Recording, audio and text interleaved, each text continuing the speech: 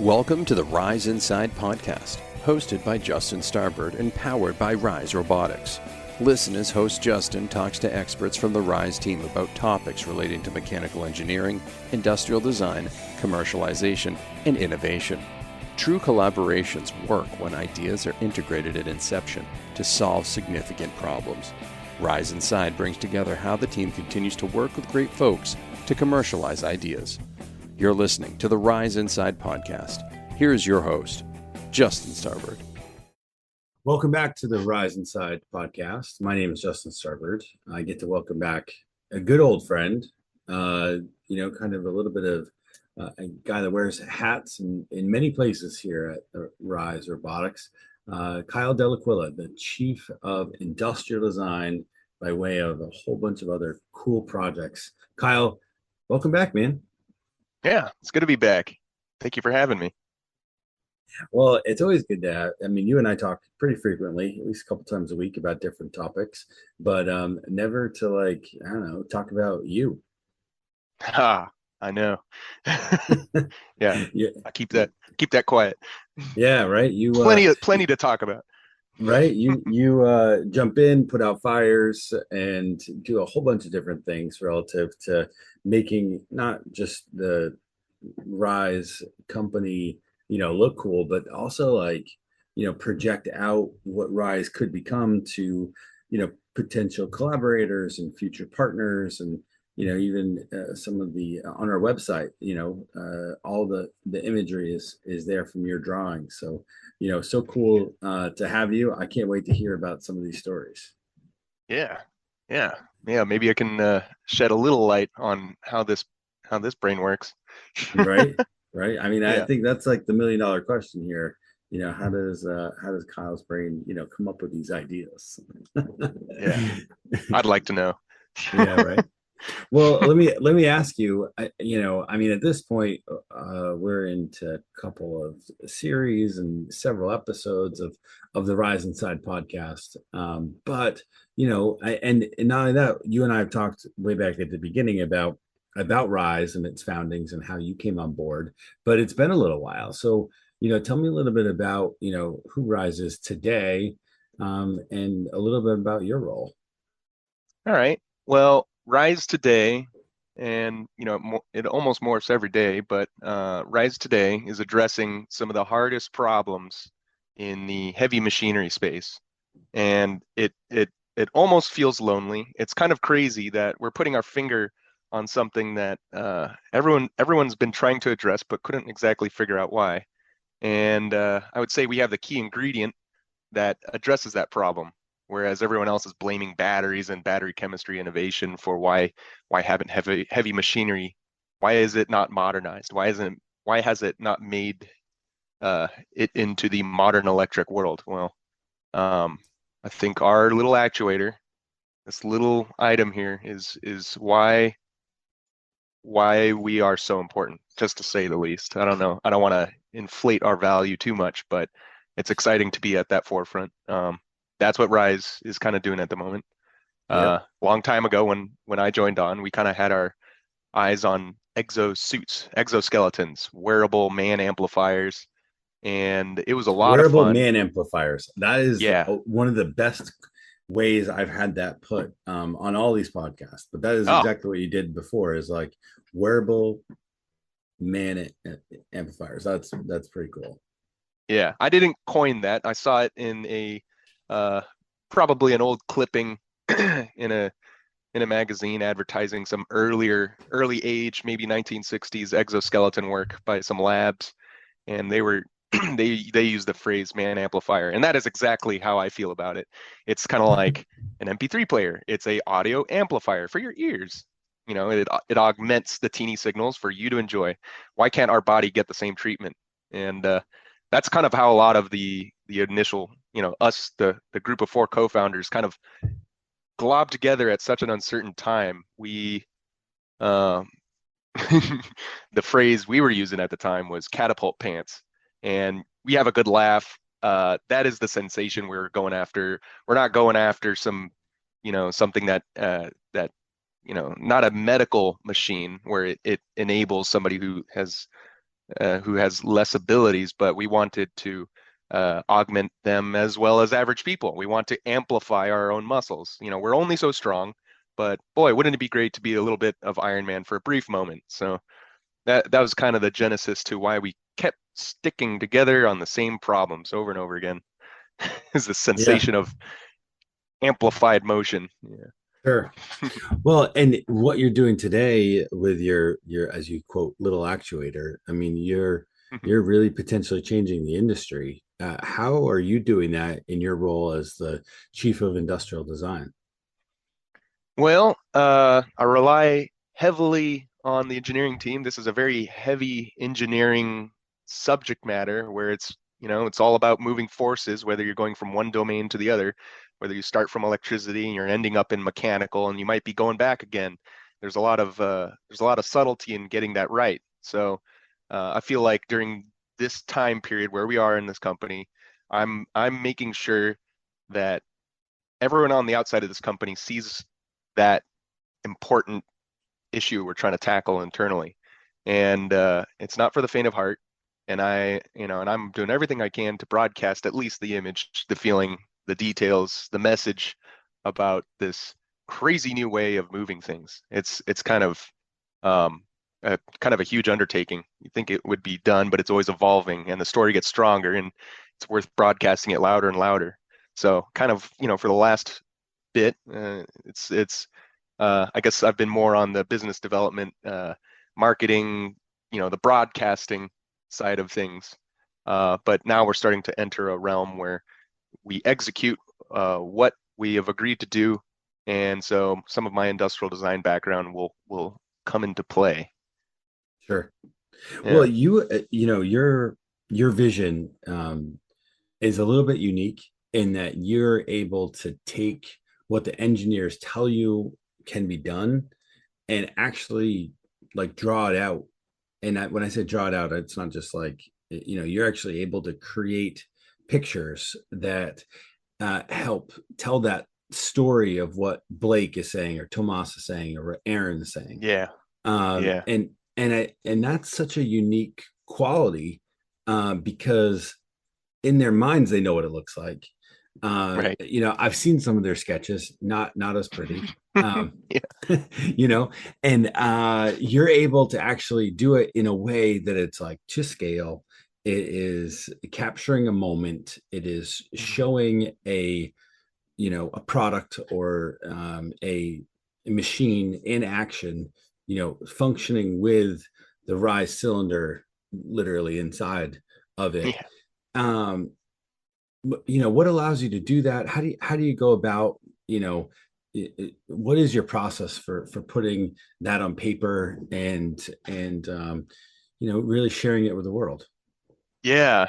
That's a tough one. It's something that it's like one of those skills. Everyone's got some superpower on them that other people don't. And like all superpowers, it's something that kind of you just practice at it.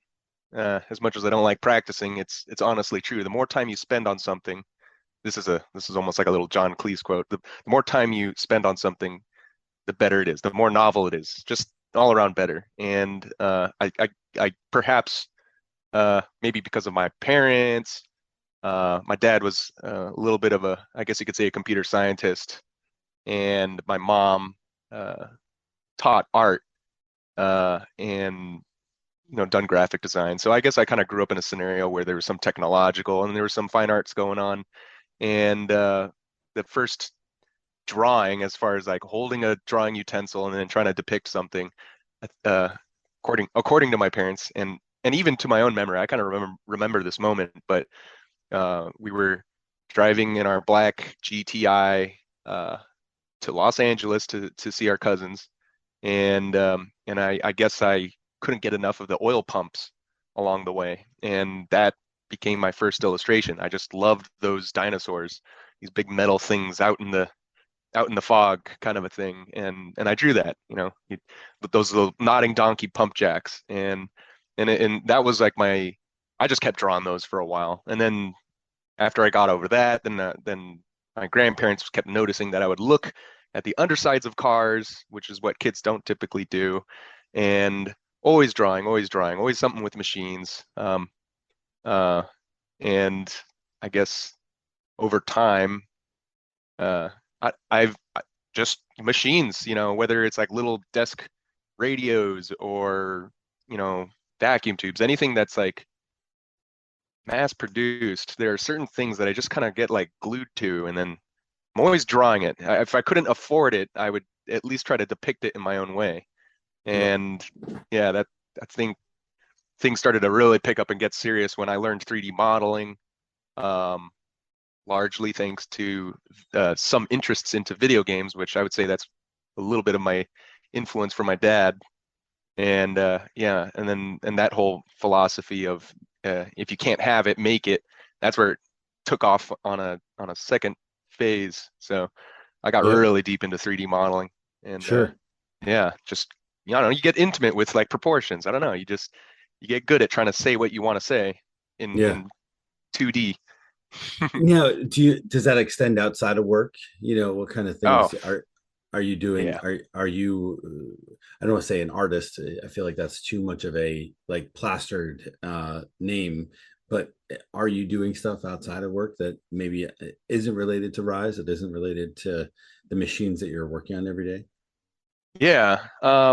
In my weird, twisted mind, I kind of go by the philosophy of the connected universe. So, like when I go home and I work on my hobby projects, in my weird association about where we are today and where things will go, I feel that everything, as far as my hobby projects go, will somehow integrate into this common timeline.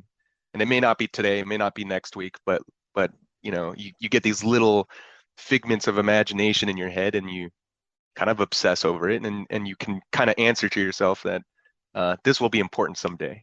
Yeah. And I think that I don't want to say focus, but just that kind of like excitement uh, makes life spicy interesting. And so some of the things I do after work, well, it ranges pretty broad. Yeah, I for a long time straight out of school, uh, I can't, I have to think about how this idea initially germinated, but I got really interested in footwear, believe it or not. It's kind of like as far as product design goes that you can wear, the shoe is kind of an interesting thing where it's a hard good and a soft good, and they have to merge together. And if it's not done properly, they break down. It's kind of like you'll know it's kind of like you only know when you put a bad you, you only know a bad toothbrush. You only know a poorly designed toothbrush the moment you put it in your mouth. In the case for Yeah. shoes, you'll know right away if it's painful or it's not going to last. It's kind of like a car. You'll keep using it until it gets lousy in some fashion. So, the day I got out of school, I was like on the mission to make like the reliable boot. I really like boots that go above the ankle. I don't know why. Don't Sure. ask me why. It's just something that I really enjoyed. I thought leather was the way because that's how it's been traditionally done. So I learned how to make a Goodyear welt leather boot, all proper, and it took a lot of time, get all the right tools, and then over time, just by doing it over and over again, not going to the store and buying a shoe, but really trying to just, you know, hone this art. Like my shoes wore out, got to make another. All right, spend a weekend, and you really amass kind of a collection of those after a while. But every time you make the same thing, you will make an improvement every time. You're not even thinking about it, but just by the religious habit of doing the same thing over and over again, there will be an evolution. So I went from fancy leather boot that was made all proper, and now over, I would say like 35 iterations later, now I've entered the realm of elastomer, it's kind of like modern modern fabrics that are elastic, waterproof, breathable, and I'm using adhesives. I used to hate adhesives, and now I'm totally embracing it. And I I've grown to my energy tunnel has focused down this specific path, and this is the way I see the future, and like this is the way clothing will all be made. And uh, um, for a long time out of school, I really appreciated it, almost tangential, but like in the same line of spirit, I really like the biosuit from the MIT Dava Newman's work. I believe she's the director at the of the Media Lab now, and one day I'll Hmm. talk to her. But what she was doing in the biosuit project, I it just tickles my fancy. It looks like the future. It must be it. Surely we can't go into the future wearing balloons in space. I like the future. Science fiction is my jam. Um, not so much of a fantasy, but I do like the fantasy of the future. They're very closely related, but that's my I've been on a bent. On a bend about science fiction. I think that may be another underlying thing in a lot of the things that I do subconsciously. Well, what's interesting is you actually do pull a lot of those influences into work, and how things are working together. And I know exactly what you mean about the future is always perfect, and so how you paint it, and Yeah. what allows you to get there is what is so interesting. So when you're talking to partners, collaborators, and opportunities, whether that be about you your hobbies or about what's going on at Rise, um, the way that you're able to, and forgive me for being punny here, Oh but yeah. paint the picture literally and figuratively is what allows everybody to kind of grasp and understand what it is that you're doing. I think it's so Yeah. neat that you're talking about shoes and blending stuff, because one of there are so many of those elements that you're doing in heavy machinery, and Oh so yeah. even though this is an outlet that's more personal, and by the way, I collect shoes. My forte tends to be the Air Force One. um Yeah. One of the most amazing Yeah, shoes that's ever right. created. So Yeah. I mean, I'm with you. I mean, I don't have a hankering to build one myself, but that's so cool to hear what you do outside of work. What kind of things were you doing before you got to Rise? Well, well, I was working at a uh a textiles factory in southern Massachusetts in Fall River, called Duro Textiles, and they've been around, for like some 70 or 80 years. And I wouldn't have gotten that job if it wasn't for my great friend Matt Cavallero, who actually was my uh first person I truly met in Rhode Island. Like the moment I got off the plane and tried to figure out how to go tour RISD, Rhode Island School of Design, where I went to, he was there. He was there walking into class, and I obviously didn't have a key card. I didn't have a tour set up, but he was there to greet me. Um, Long story short, after we both graduated, he became my roommate. He found me this job, which we both went to go work at this place in Fall River. It was an industrial printing and dyeing manufacturer, and they did miles of camouflage for the military. Uh, the Berry compliant law set back in the early George Bush era days basically made suppliers like this, like the kings of textiles, because, well, all the other textile manufacturers had to go overseas because it was just simply more affordable. So it was really wild to be in the one of the last one of the last giants of printing and dyeing, in the textiles. Fall River used to be the most popular place in the United States. It was a major port, textiles, everything, Industrial Revolution, a really key part of history that most people uh, totally have no idea. We just drive through Fall River like it's like a thing in the way of you going to Portsmouth, or whatever you name it, Southern Rhode Island. But Yeah. um, I mean, now it's like the import capital of the United States for floral things, right? oh, Uh, that sounds right. yeah, there's Um, giant floral houses that meet the needs of the East Coast in Fall River. yeah. Oh, I almost wanted to touch back on like a hobby project that I do on the side that kind of pertains to the future. It's kind of like it's a little in how would I describe it? It's kind of interesting because it's from the past. I mean, I like the history of machines. That's like one of my other major themes.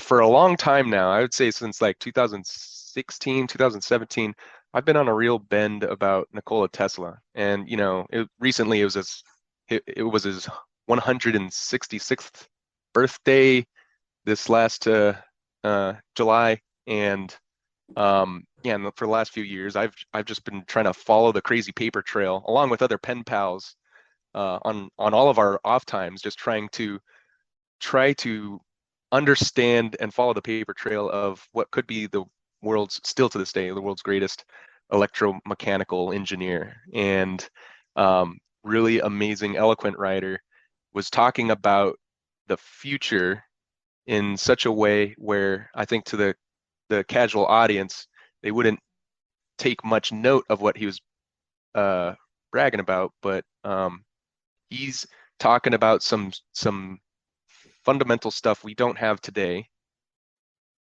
And yet this is the guy that helped establish a lot of the infrastructure for today.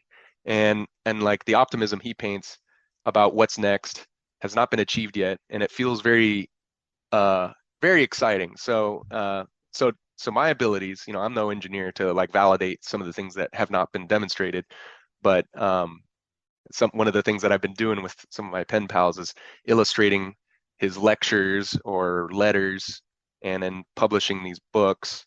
And it's just an interesting circle of life outside of Rise. And I'll just plug the website. It's electromotiveforcereview.com. And that's all pen work and occasional 3D models. But if you want to see me in action, page by page, that's a great place to go check it out. That's where my passion really, I feel for it. I read the words and I get excited, and I think other people will see the same now that there's pictures. Because if you read it otherwise, you'd be like, "What the hell is this?" Well, it's so going back to what you do on a daily basis. Yeah. How did that vision of Rise match up with your vision of not just the future, but also in where you saw yourself and where you wanted to participate in your career? I ask myself that every day. Well, industrial design, that was my degree from Rhode Island School of Design, which is some would say, or actually, I guess it's commonly understood, it's supposed to be like the best school for industrial design. Industrial design is kind of like it pertains to form and function of mass-produced goods, and sometimes you have to pull from surrounding activities to basically help deliver the best possible product to whoever's going to be using that. And so a lot of the activities of like ergonomics, form, marketing, brand development, sustainability, they all kind of like touch on this profession that I am practicing, or I'm trying to bring to Rise, because it's somewhat of a new profession. It's like a little, it's just shy a century in age. It's not like architecture where it's been around for millennia, but I've definitely have had an appreciation for, well-designed, mass-produced goods. It is an art, and dang well when you see a good car.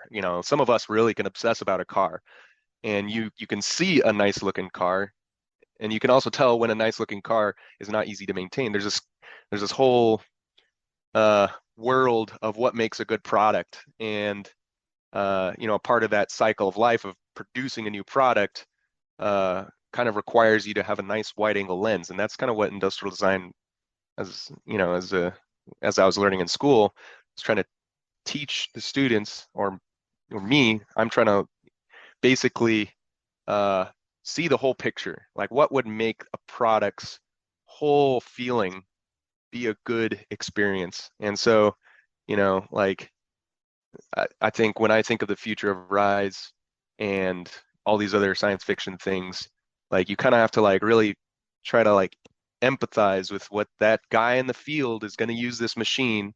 Dang well what would aggravate your common operator, whether he's driving a car or driving an excavator. Dang well what would be a satisfying experience if you allow yourself to sit and think and feel what this crazy new machine might be like. You can, you're really trying to manifest things that don't quite exist in the real. And I just find myself in the middle of that cycle of life, trying to specify what's satisfying. So yeah. So what there's makes a good you amount of what makes you go ahead. most excited about what's next for Rise? Oh, well, uh, when, well, our business plan develops every day, but I think I would be really excited if Rise became, I don't want to say we're going to displace anyone's jobs per se, but I want to see Rise become like a machine builder. Like we've got a new transmission medium. And if I remember correctly, the last time that happened is when Caterpillar showed up many years ago. They were pretty much some of the earliest companies to say, hey, this cable-driven stuff on making these shovels move is a little cumbersome. Like check out the latest innovations with hydraulics. Let's put it in this machine. Oh, let's paint it yellow. And like next thing you know, Caterpillar became a titan because they're employing the latest technologies and they stuck around for a good long time. And if I had to fantasize, I think Rise has on its hands a very similar analogy, and it's probably not going to be fluid power. We don't disrespect hydraulics. There's so many good things that you could do with hydraulics, but with a new medium, it kind of calls for a new way of designing machines. I don't know if we'd be able to teach other machine designers how to think like the way we do. And for that one reason, I know we're going to be designing a lot of the vehicle. And I know I'm going to be in there designing that user experience or even the way the hoods are formed on these bodies. And I know dang well that these machines might look a lot more interesting than they do today. Different. We'll just say different. And, like there's going to be considerations for the way it appears. It's going to invoke some sort of a feeling out of someone, and I want to make sure that it's done right. In other words, done in the way I at least fantasize about where this is all going. And yeah, that's going to be neat. Did I answer your question? Yeah, that's okay, cool. No, that's exactly what we're looking for, man. I mean, hell yeah. The future is really exciting, and this whole series, you're the first to go. And it's to get to know you, get to know you better, get to know Rise through your eyes, and to see what's coming, man. So this is really, really great. I'm so thankful to have you again as a guest, and I really want to do this again soon sometime. Yeah, absolutely would love to. Yeah, I love this. Yeah, this is really great. Short and sweet. Please invite me over again. Well, thank you for hosting. Well, my pleasure, man. Well, to all of you out there, this has been Justin Starbird and Kyle Dell'Aquila, Chief of Industrial Design for Rise Robotics. Until next time, you've been listening to the Rise Inside Podcast. You have been listening to the Rise Inside Podcast, presented by Rise Robotics. On behalf of our guest today and host Justin Starbird, thank you for listening. Please share your feedback on our LinkedIn page, linkedin.com/company/rise-robotics.